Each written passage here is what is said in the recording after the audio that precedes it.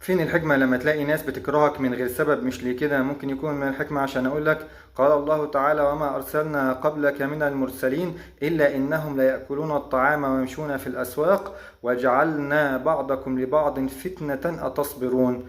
فدول كانوا بيحتقروا النبي صلى الله عليه وسلم وبيقولوا ليه اشمعنى هو نبي وإحنا مش أنبياء. فالله سبحانه وتعالى رد عليهم في أكثر من موضع في القرآن بأكثر من رد.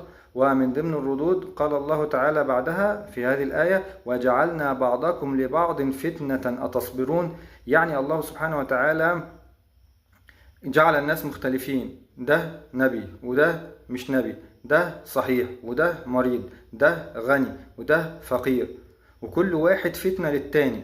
فالغني لازم يواسي الفقير، والفقير لازم ما يحسدش الغني، وكذلك المريض والصحيح، وكذلك النبي وغير النبي وغيرهم من الأمثلة. فالله سبحانه وتعالى بيرشدك إن ده سنة من سنن ربنا خلاها في الكون، ما لكش فيها اختيار. وذلك قال بعدها: أتصبرون، يعني هل تصبرون على الابتلاء ده؟ وكان ربك بصيرا.